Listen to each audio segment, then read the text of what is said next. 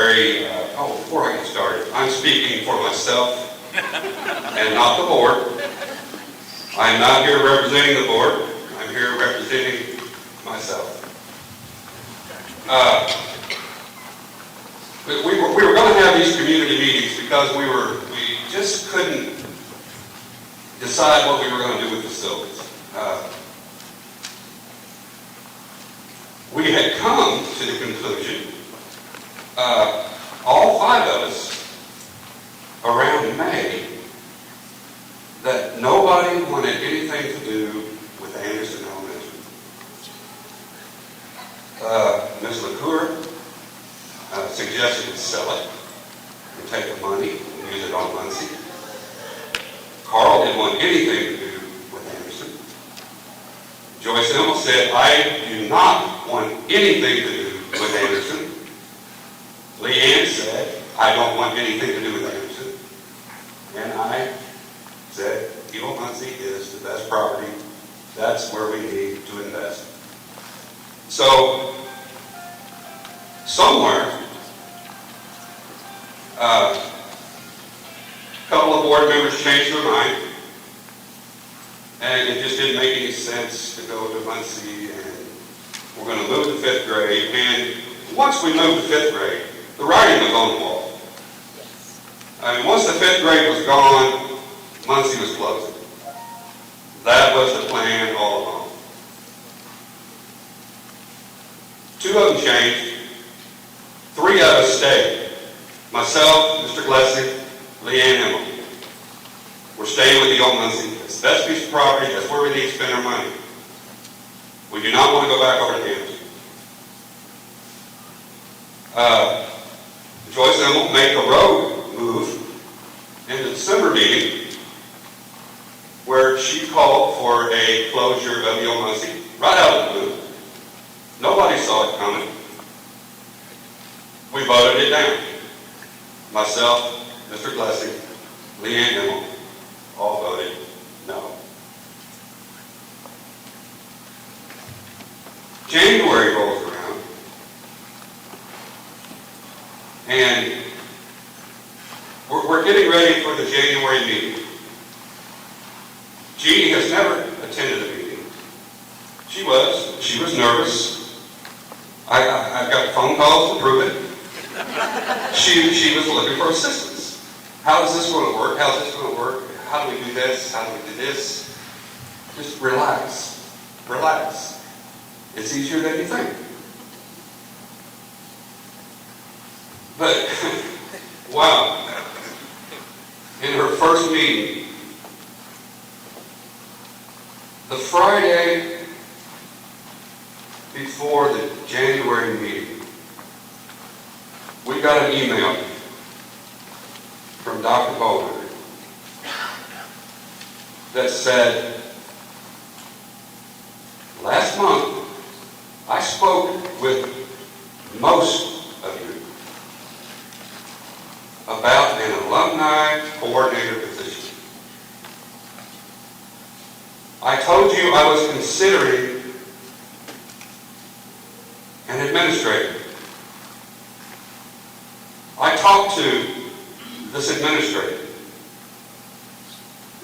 This administrator, 10 times in this email, she refers to Kevin Yancey as an administrator. She's got 10 opportunities to say Kevin, and she chooses not to. It's pretty obvious to me. Jeannie probably didn't have a clue. It's pretty obvious to me who she was talking about. And I'm still wondering what is an alumni coordinator.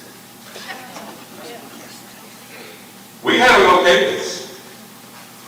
No one spoke to me. No one, Joyce, spoke to me about an alumni coordinator.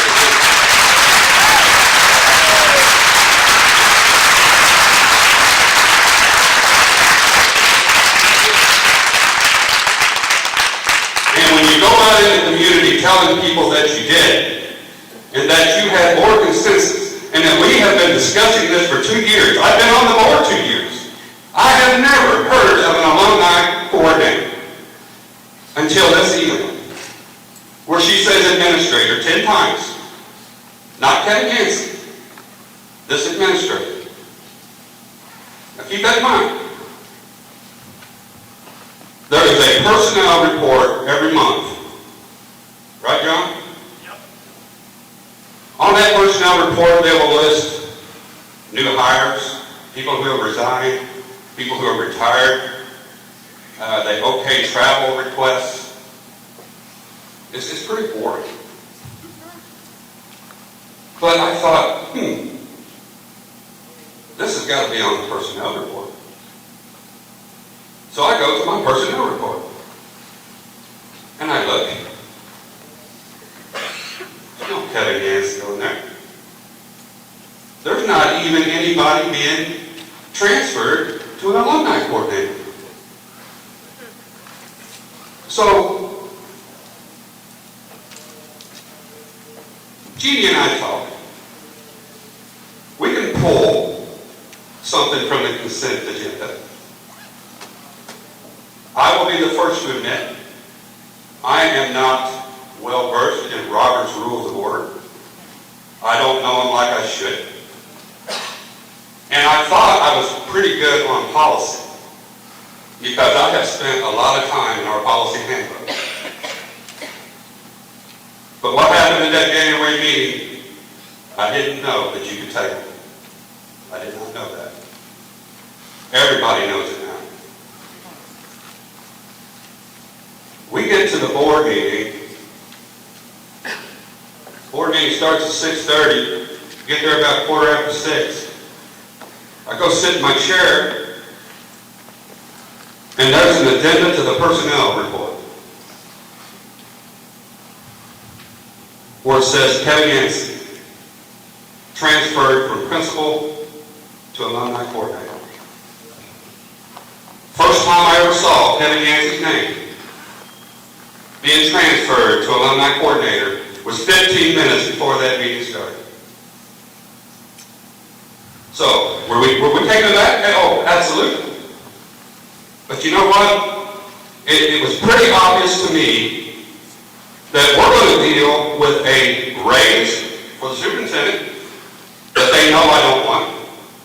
They know that I consider the superintendent to be the biggest problem we have with our schools today.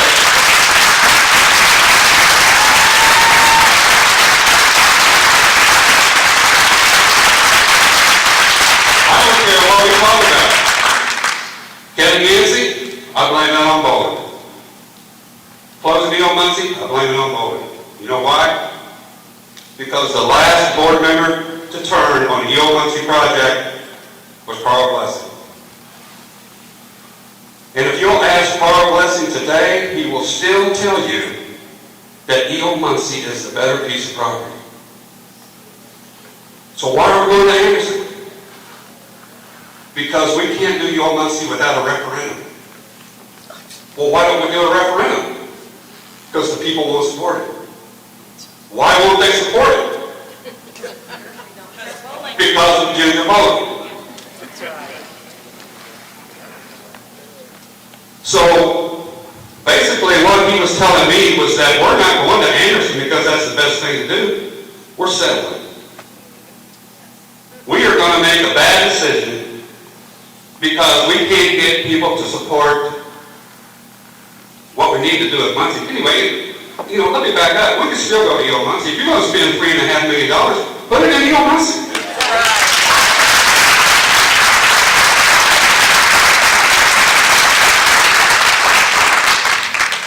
For $3.5 million, we could add a new classroom wing on the back to do pre-K, kindergarten, and first grade. We could take down that first grade and kindergarten wing and probably do about another $750,000 worth of improvements to E.O. Muncie. Won't they take the $1 million omitted from the budget last year? Do what? Won't they do that? Won't they do the $1 million that was omitted from the budget? You guys were looking into something to do for the budget. Oh, there you go. There's another million. We got money everywhere. What it comes down to is that E.O. Muncie does a better project. Absolutely.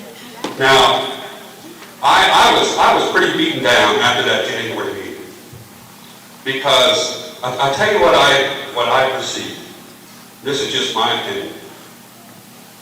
I had written an email to the board telling them that I thought it was time for us to buy out Ginger Bolinger. She doesn't want to be here. She's not happy here. The people don't like her here. It just seemed like this would be the thing to do. They knew that. And I think they perceived Jeannie coming in loaded for bear. Well, now we got more than Rob. Now we got two of them down there. So I really felt like the three of them dug in their heels, hitched their wagon to Bolinger, and it was off to the races. That's right. And that's what I saw happen. Raise to the superintendent, close the old Muncie, and we're going to take Kevin Yancey out of the principal at the high school. She tried that before, the board blocked it. Very vocal about it. No, we're not moving, Mr. Yancey. No, we're not closing Eagle Muncie. Everything that I want. I don't even want the superintendent. I don't want to give her a raise. All three of us.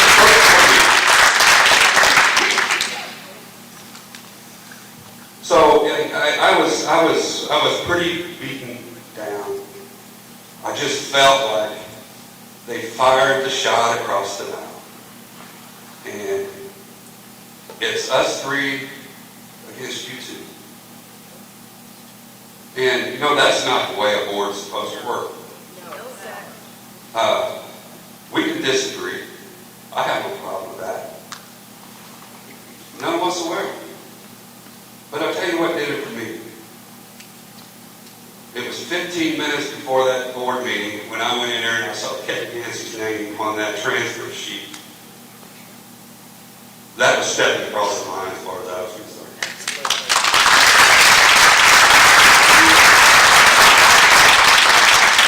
They haven't shown us anything that says that he deserves this. Nothing. There's nothing there. And when you hear board members say, I can't talk to you about it. Oh, there's things I can't tell you. And then we even had one running around saying, oh, it would be illegal. It would be illegal, unethical. I can talk about Kevin Yancey's evaluations all I want to. It's not illegal. He's a public employee. And he shouldn't expect to have any kind of, should you?